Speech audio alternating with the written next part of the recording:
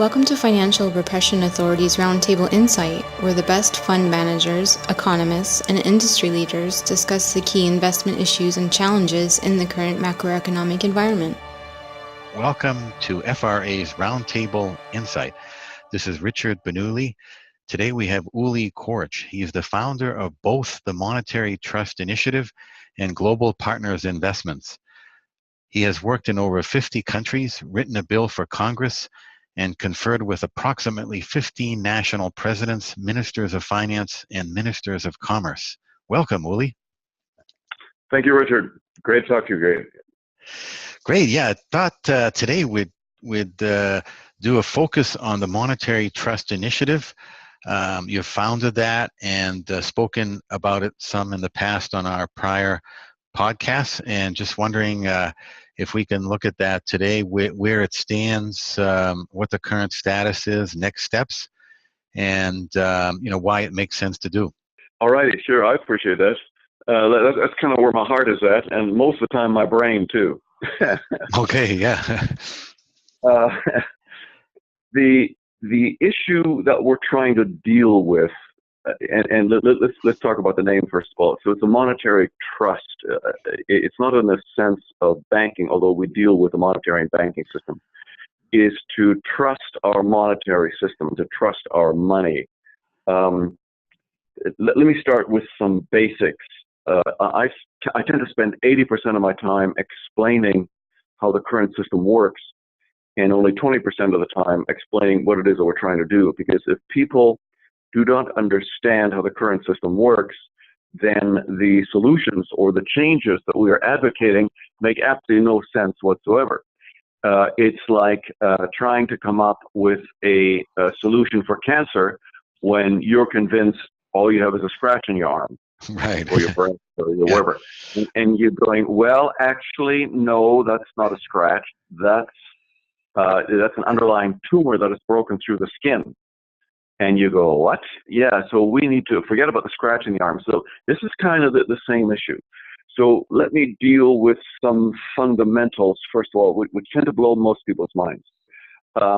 Let's talk about how our money is created. And I've talked to PhDs, I've talked to all sorts of people. I ask them, my standard question is, to the dollar that's in your pocket, how was it created? And the standard answer almost every time is, well, I earned it. No, that's not the question. The question is, how was it ever formed? Where did it come from? I hope you did earn it and you didn't steal it. And almost everybody thinks that it's the Fed that creates our money, but it's not. It's the normal private bank, commercial simply means private in this context, around the corner from which you borrow money. Almost everybody thinks that money came from a prior saver. It didn't. Let me walk through the saving intermediation process. So let's say that you want to buy a Ford, and so you walk in, and the banker goes, oh, Mr. Bernoulli, yeah, you're a good guy, Richard. I like you. You've dealt with us for a lot of years. How much money do you need? He said, well, I need $30,000 to buy this Ford. Okay, fine, absolutely no problem. So if you could sign this contract here, please, then we will lend you the $30,000.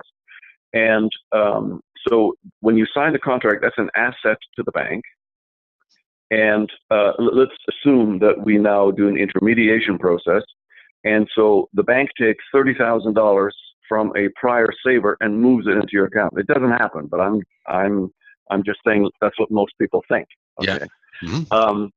So where did that $30,000 came from? Well, it came from a man who saved the money. Well, who was that man? He happened to be working for Ford.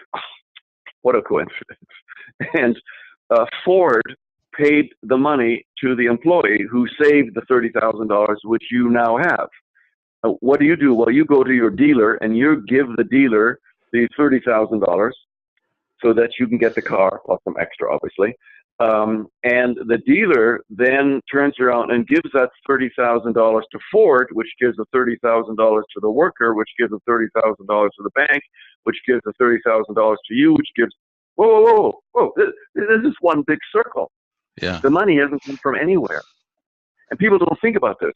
And you say, okay, well, we are not intermediating money from previous savers because the previous saver didn't exist. Because where did the saver get the money from? Well, the same place you did. You got it from the bank. Well, no. You earned it. Well, no. Where did the money come from? So, okay, that's step number one. Step number two, then most people think, well, the money actually came from the Fed. You know, the Fed, over a period of a year and a half after the 2007-2008 crisis, printed approximately $3 trillion worth of money. And we run a fractional reserve banking system. Well, no, those are reserves. And reserves never hit the street. None of us have gotten a penny of those. I had a public discourse with a member of the Fed here on that, and he came up to me afterwards because, you know, you're absolutely right. I mean, the reserves do not ever hit the street. They create massive inequality. That's a different subject. So where does the money come from? The money comes from the fact, let's go back to you want to buy your Ford. And so you sign the contract for the $30,000, and the bank, out of nothing, creates that $30,000 deposit. And I have bankers arguing against me, saying that's not true, that's not true. That is true in the aggregate, in the overall system, the way it works. Okay? Yeah. In the bank's bookkeeping, it looks different, but that's in effect what happens. Let's reverse the whole process. And let's keep the numbers simple. Let's say that even though you're an excellent credit, you have an excellent credit rating and all that kind of stuff, let's say that the bank charges you 10% interest. Whatever, it's just a nice round number. And so you have a really good year, Richard, and at the end, then you haven't made any payments. At the end of the year, you go to the bank manager and you say, look, I want to pay my whole loan off. I've had a really good year. And of course, you owe the $30,000 principal plus a $3,000 in interest. That's a total of $33,000. So you hand the bank a check or cash or whatever. It was not going to be cash for $33,000, and you give the bank the $33,000. What happens with that money? Well, the $3,000 is income to the bank from the money that it created out of nothing. Mm-hmm. The $30,000 that you have now paid off, it started off as nothing. It ends up as nothing. The bank, in its bookkeeping, in the aggregate, destroys that $30,000. It did not exist to begin with. It does not exist at the end. Okay. So we've got several things here that are now obvious if you start thinking through it. Number one, basically, I'm using the word there's some minor exceptions, but 100% of our money is created through debt. It's what we call bank money versus cash, okay? And almost everything today is bank money. There's relatively little, very little cash out there.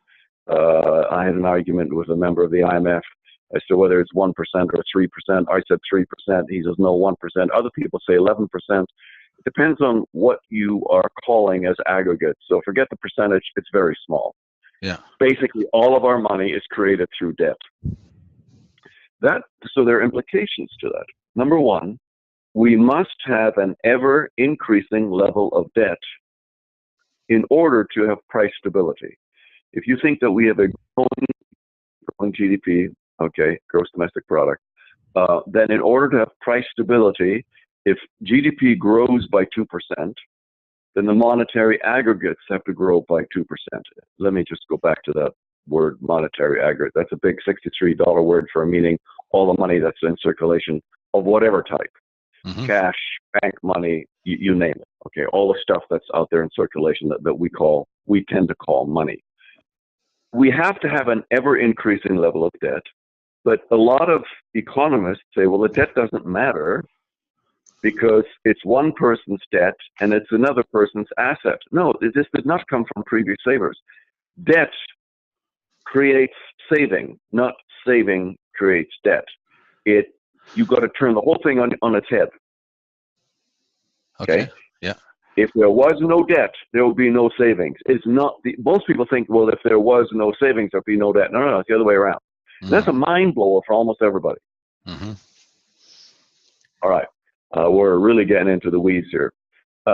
Next, so the collapse of societies of economies over the last 100 years, and read Kindleberger, etc. This time it's different. The classical book on the study of debt bubbles. This is why we collapse. We always overshoot. Let me ask you another question, for instance. Let's go back to your car. You now get to the end of the year and you're paying your $33,000 back. We know that the $30,000 was created by the bank. I have a question for you. Where did the $3,000 come from? I guess I had to come up with it, right? You see, yeah. We are always short. Yeah. We're always short. There is never enough. Because we only create debt. We do not create interest. Yeah. We're always short. Okay. Let's talk about inequality, which is another example of this. The first users of the money are always the greatest beneficiaries. Mm-hmm. In this case, that's the banks, or the people wealthy enough to be able to borrow these funds at, especially over the last decade, at ridiculously low interest rates. Yes. I remember speaking on this on a conference in Dallas, and I was challenging the ethics of this, not the ethics individually, but the ethics corporately or socially. Mm-hmm. I had someone come up to me at the end, not that old guy, a lot younger than me, that's for sure. And he says, "Uli, the guy that you described, that's me. Okay. I have an unlimited credit line with the bank. Yeah. For 1.7% interest at 6-to-1 for my assets. There are no limits." He says, "What do I do?" Yeah. I said, "Go out and make a lot of money and give it away. Give it to charity or whatever. If you feel bad about it, but that's the system." Yeah. Okay. And of course, who's the beneficiary? It's not me who's the second or third or whatever on the level of the money creation, but it's him, because he has the immediate money creation. He gets the first dibs, the best deals, the best capacity to do what he will get richer. Yes. Absolutely. Okay. Back to reserves, which I mentioned earlier, which is the $3 trillion in reserves roughly that the Fed created, and that the European Central Bank, the ECB, is still creating, and the JGB, the Japan Central Bank, is still creating on a massive level. By the way, the aggregate of those two is greater than the amounts that we were creating in the heyday of the quantitative easing program that was here in the U.S. Yes. Yeah. So let's talk about those reserves. It's a dual cycle system whereby you have two cycles that run simultaneously that do not interact. So when the Fed creates $3 trillion, we run a fractional reserve banking system at about a 10% reserve ratio, which means in theory, if it's the Fed that was creating the money through their reserve system, then $3 trillion would be the equivalent of 30 trillion on the street, because remember, it's 10% reserve, right? Mm-hmm. Well, that didn't happen. At least I didn't get any of that money. Did you, Richard? Did you see any of that 30 trillion? No. You didn't either. Exactly. So how does this work? Well, what happens is in the FOMC, in the open market operations of the Federal Reserve Bank, what happens is they create this money. I hate to even call it money because it's reserves. They create something on their balance sheet, and they go out and buy paper, treasuries, and also agencies here in the U.S. I don't know what the audience is primarily that we're talking. Agencies are basically pseudo-government guaranteed housing papers. I say pseudo because it's an implied guarantee. It's not an actual direct guarantee. Right. But the government has picked those up consistently whenever there's a problem. But it is not specifically guaranteed. Nonetheless, it's close enough. So the Fed purchases treasuries and agency debt. Yes. And with a variety of term lengths depending on what it is that they want to do. All right, but let's walk through this. So the Fed creates $1,000 because bonds are always nominally 1,000. That doesn't mean that they're trading it, but nominally $1,000, and goes to a bank and say, "Dear Mr. Bank, we would like to buy one of the treasuries that the bank has bought." The Fed, by the way, it's illegal for them to operate on the primary market. The Fed cannot buy these from Treasury. They have to buy them from a bank, okay, or from a primary dealer, which is bank. So then the bank hands over the Treasury for $1,000. Where does that $1,000 go? It goes nowhere. It is an accounting entry that goes from an asset to the Fed to an asset to the bank, but it stays as a reserve. It never ever hits the street. Okay. However, the effect of on inequality is unbelievable. So assets. Remember, we're buying two kinds of assets now: treasuries and agencies. Agencies are houses, and treasuries are bonds. Mm-hmm. Okay, and so what we've done is we've forced the whole market into greater risk, and the people who have owned those assets, they've gone through the roof. Who are those people? Those are the wealthy people. So the top 1%, the top 1/10 of 1% is the almost exclusive beneficiary of these trillions of dollars that have been created. And again, I had an argument with this way back when this whole process started, and in public with a member of the Federal Reserve Bank, and I said, you are the ones causing the greatest degree of inequality. Later on, I wanted to see him afterwards, after the speech was over, and he said to me, "Uli, you're absolutely right." And I said, "Well, why didn't you say it publicly?" They want to own it. They don't want to own up to that publicly. The banking system favors assets. It does not favor labor. Yes. And it preserves them, and it increases their value. And those people who earn their money through their own labor do not benefit from this. And the way to solve this is not through redistributionism or taxing the rich. As far as I'm concerned, it's a bunch of malarkey. The way to solve this, that's the purpose of the Monetary Trust Initiative, is to change our whole system, how this works. Yeah, so these are very, very important points you're making, Uli. It's too often today, a lot of people do not understand that. They don't see that, and they're incorrectly assigning blame or to other aspects of our economic system. And it's a shame because with a deep understanding of this, not only do you understand what has happened, why it has happened, the financial crisis, but as you mentioned, this leads to a solution. How can we address these challenges? Yes. Yeah. Absolutely. Yeah. Let me give a plug for my videos just for a second. So I was asked to run a conference on this before we actually understood a whole lot more. I use the hopefully it's not the royal we, but there are more and more people. There's a ground swelling of understanding of the system and the problems within the system that's happened over the last few years. Mm-hmm. So this was 4 years ago. I ran this conference at the Fed, and I knew that all the video. I wanted to make sure everything was live and was recorded. It was what was presented live, and people around the world watched it. And also all the videos are still available. They're all archived. But I knew nobody's going to watch hours and hours and hours and hours of people giving talks. So I created a 40-minute summary, which is on my YouTube channel. Okay. So that's youtube.com/Uli Kortsch, UKORTSC.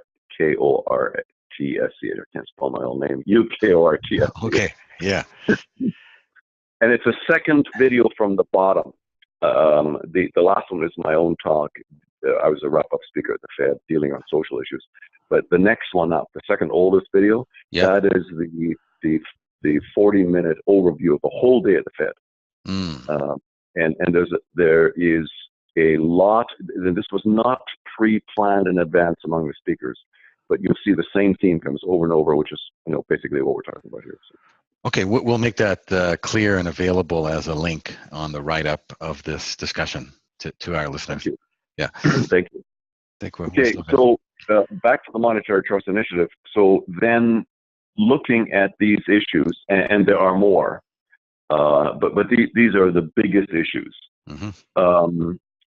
What do we do about it? And the question really comes down to money creation.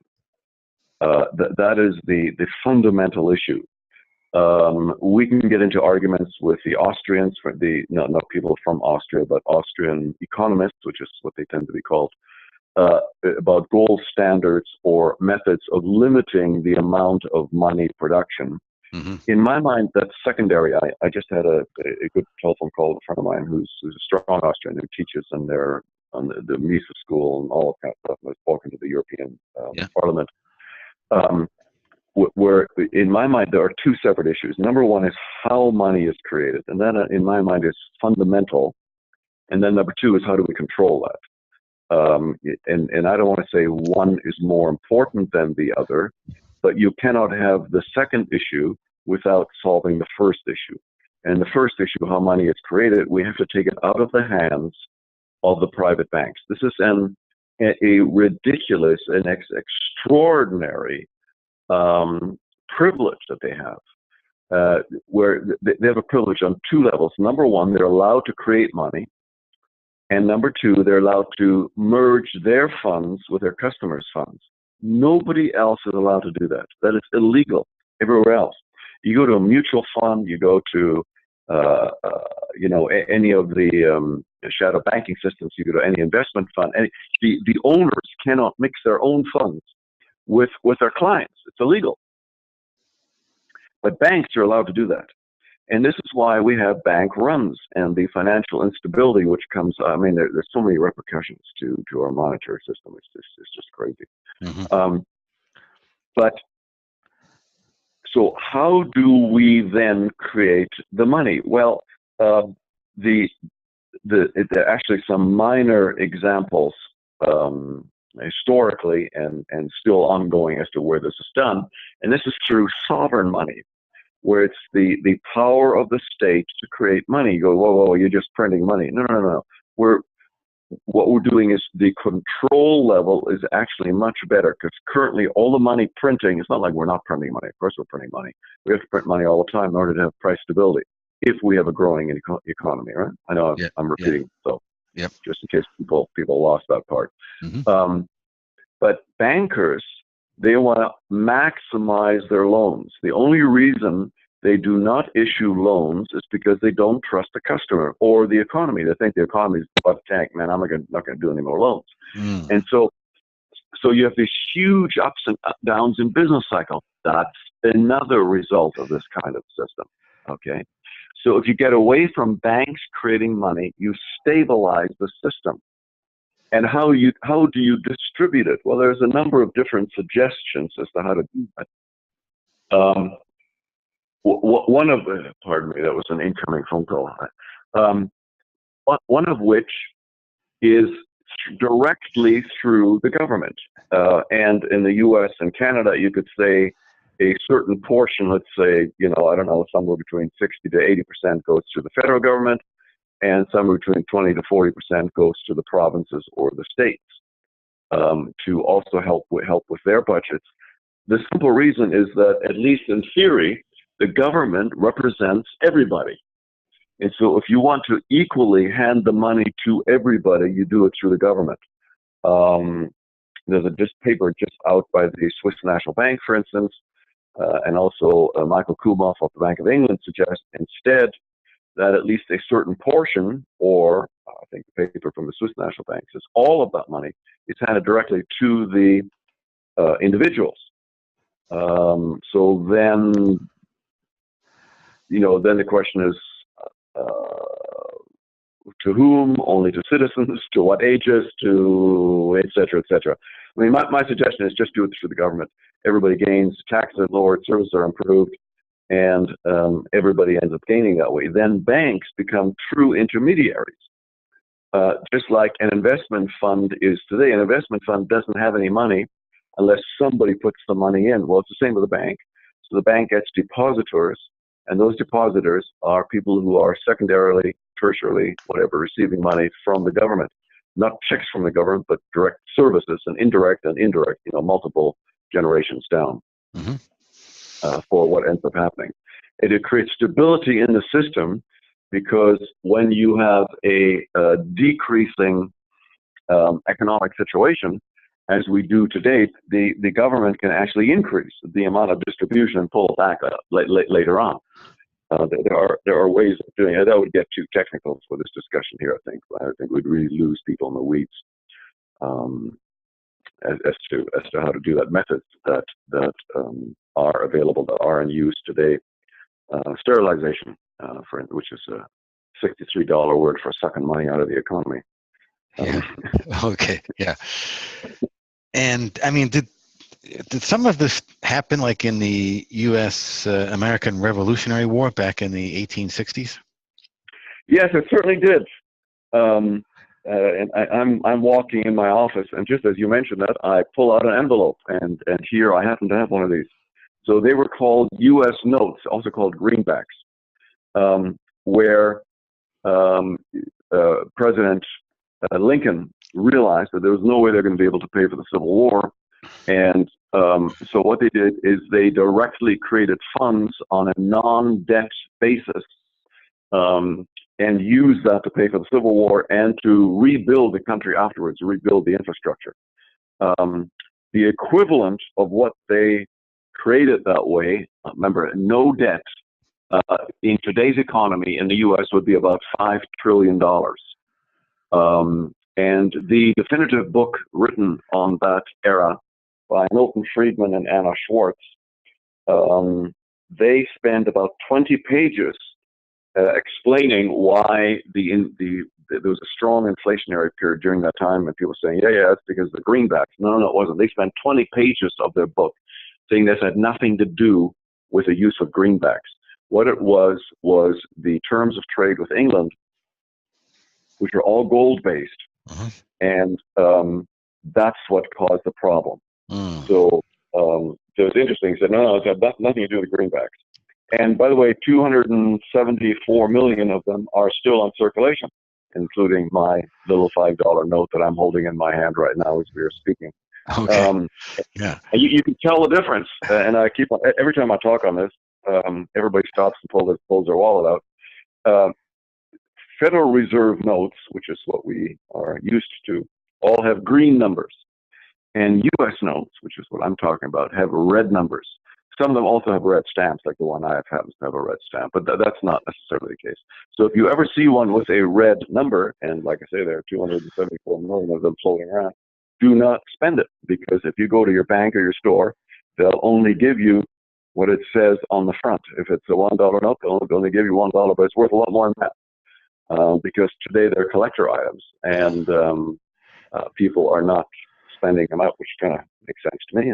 I'm doing the same thing. I'm holding on to mine. Yeah, exactly. Yeah. So we could do the same today for infrastructure. President Trump is calling for a $1 trillion infrastructure buildup. We can do the same thing and not create any inflation. It has to be done carefully. I've put a paper together on how to do that in such a way that doesn't create any inflation. And if it does, you can stop it, or you can sterilize the funds, and you would not have any inflation, and we would not be left indebted, especially for projects where the private market, the PPP, private-public partnerships, do not work. There are quite a number of infrastructure aspects where private partnerships really don't work, because the source of revenue is highly speculative or not available, so it's simply not there. Versus roads that you can collect tolls on, it makes some sense there. But, and so what are the challenges, of bringing this about? Are there any bottlenecks? How can this be done today? What could be the next steps? The bottlenecks are not the smaller banks. As a matter of fact, somebody I'm working closely with is the chairman of the bank, and he is totally in favor. And he says, Uli, bring it on. We got to do this. We've got to do this because the current system is killing the small banks. Since Dodd-Frank, for instance, was enacted, which is the American way of trying to control the banking system after the 2007-2008 crash, about 2,000 community banks had gone bust or had been first forced to merge because the regulatory expenses are so burdensome that they can't handle them. Back to the he told me I can use this is Bill Deifelberg, and he was runner-up to become president of the Federal Reserve here. He's the chairman of a bank, and he says, Uli, we have a board meeting once a month, and he says we spend 99% of our time at the board meeting dealing with the regulatory issues, and 1% of the time trying to run a business. I said, Dunk, can I quote you on that? He says, you bet. He says, I'm just so furious at the system. Wow. It's just killing the small banks. Yeah. That would not be the case. Dodd-Frank is not needed under a system of sovereign money. Not needed. So who is opposing it? Lawyers, regulatory agencies. There are over 100 regulatory agencies in the U.S. government, and a lot of the employees would lose their jobs because under a sovereign money system or Chicago plan, there's very slight variations in all of these. You do not need the regulatory oversight that we have right now because the system is internally stable. You're still going to need some oversight, fraud, but they could all be handled by the SEC. You would not need the numerous agencies. So that's number one. They will be opposed because they all lose their jobs. Number two, the lawyers inside the banks, and the large banks disproportionately gain. For instance, Jamie Dimon, the JP Morgan Chase, the CEO of JP Morgan Chase, loves Dodd-Frank for the simple reason it gives them a huge competitive advantage to all the other banks because they're the largest bank in the U.S. And so they have the wherewithal easily to handle the regulatory morass that has been created and all the funds, all the costs that are associated with that, whereas the other banks can't. So the big get bigger. Basically, regulatory capture. Absolutely. Yeah. So he came out publicly and says, I'm all in favor. This is wonderful legislation. Of course. Yeah, exactly. Yeah. But I mean, it makes sense for the, bringing the power previously held by the banks back to the people, more of a democratic society, strengthening, democratic process, if you will. Also just general overall better accountability and transparency. Would you not say so? Absolutely. What's interesting is politically, I find the people that are fairly strongly on the left and the people that are fairly strongly on the right, both of them are in favor of this. It's the people in the middle that sort of aren't affected a whole lot, that don't care that much socially. Those are the biggest ones I have to persuade. The far right, I say, look, this is free enterprise. You can now operate. They go, oh man, yeah, turn on. The far left, I say, okay. Look, we're going to get rid of inequality. They go, yeah, bring it on. And the people in the middle, right. The people in the middle go, hey, I want my ice cream and my beer. Right. Okay. Yeah. Exactly. Yeah.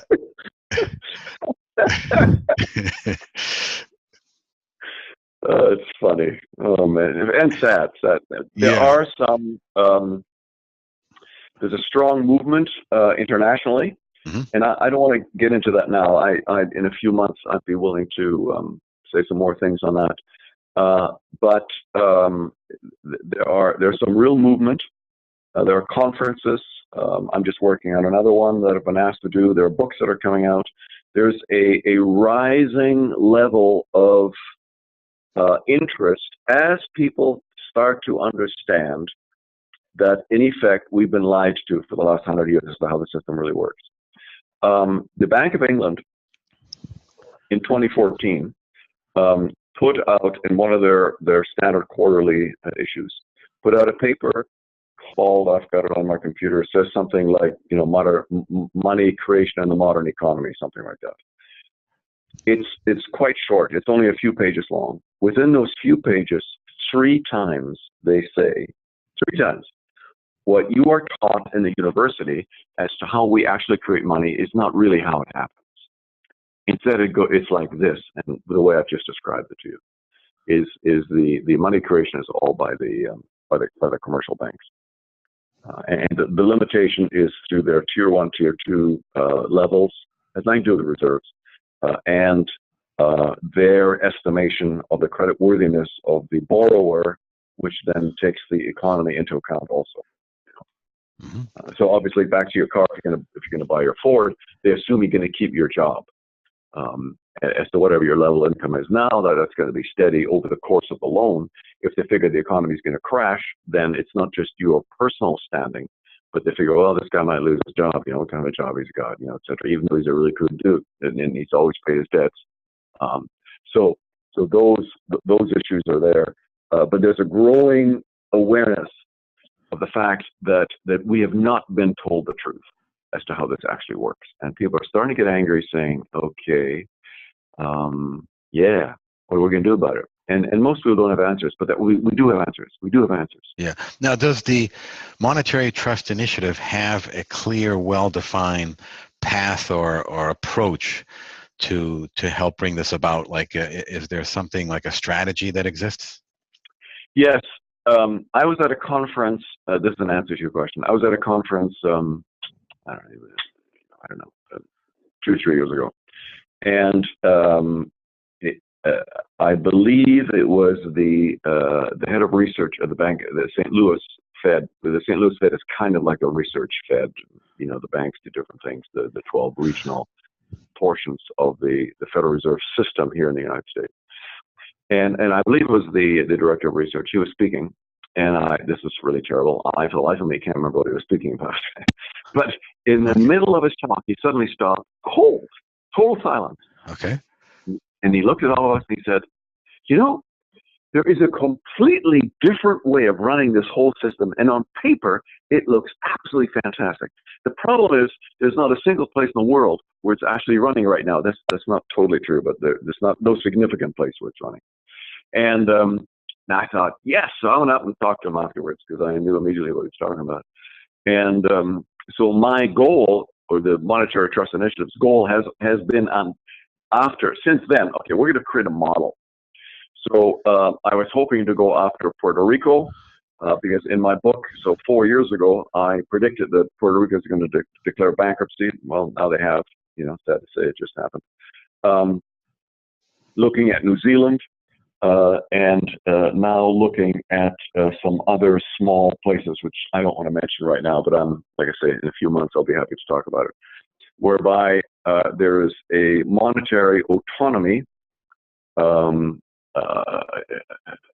In other words, it would be difficult to do it within the Eurozone, and there would have been very special things put into place for Puerto Rico because it operates on the U.S. dollar, which I sort of thought through at that time. But to find a jurisdiction whereby we can change the system such that it's a demonstrable model that can be studied, and the pros and cons. I'm sure there's going to be mistakes. I'm sure that there's going to be fallout. There always will be people fighting it too. Yes. And so we have to watch out for that also. But nonetheless, to create a jurisdiction where this is operational, and that's all of our attention is going towards that. I mean, I've been asked to write some short papers for the administration, which I've done, and I've been told they want to call me in and talk to me. They have not. So, I'm not pursuing that anymore. I've done my papers. Okay. As to the American system, as to what to do here, and I'm just leaving it at that and concentrating on a single jurisdiction. And is it operational there now? No, it is not. No. Okay. I mean, I guess one thing that maybe our listeners might be interested in reading is that paper you refer to on whether this could create inflation and how it could be contained, sterilization. Could that paper be made available to our listeners, readers? Sure. I've been wanting to start posting papers on my website. That's the ulikortsch.com. That's not the case yet. So I hope to do that in the next little while, and then I'll start posting a number of, and they're all short papers. They're instead of one Mongo thing where I try to tackle the whole thing, what I try to do is deal with one subject at a time, which is easier to digest, hopefully. Mm-hmm. Yeah, that would be very Or interesting. obviously, through your own sources, Richard, I'm happy to let that go out. So there's no price. I'm not trying to hang on to it. Yeah, excellent. Okay. And just any final words as we wrap up? Yeah, there's hope. I haven't responded yet. One of the listeners of my last video said, "Yeah, okay, this is really great, but how in the world do you ever think you can pull this off?" I need to get back to him. It's just life is too busy. Yeah, there really is hope. Actually, that there's some amazing things happening around the world. There really are on a very academic level, and starting to influence the central banks, like Michael Kumhof, for instance, at the Bank of England, who has a large voice, and there are others. He just happens to be a personal friend, and somebody who's had with his various papers that he's put out on it, has had a real push on that. There was a joint conference recently, just at the end of last year, put on by the combination of the banks, the Central Bank of England, Holland, and Iceland. They had a conference at the Central Bank in Holland. And the title of the conference was The Role of Money in the Modern Economy, and they had 30 people that were invited for a roundtable discussion. I was one of 30 people that were invited. I was very honored. And there are people there from around the world who see this and say, well, what are the options? What are we going to do about it? Because we're heading towards a ravine here, ladies and gentlemen. This train is coming up for a wreck, and we've got to have things in place before that happens. Wow, words of wisdom. Thank you very much, Uli, for coming on the program show. Well, thank you, Richard, for the time. The FRA Roundtable Insight Show is for informational and educational purposes only and should not be considered as a solicitation or offer to purchase or sell any securities. The investments, investment strategies, and investment philosophies discussed or presented on the show each involve their own unique risk factors which are not discussed on the show. Any discussions among the panel participants or responses to listener inquiries are based on the personal opinions of the panel participants and do not take into consideration the listener's suitability, objectives, or risk tolerance. Please be advised that you invest or speculate at your own risk.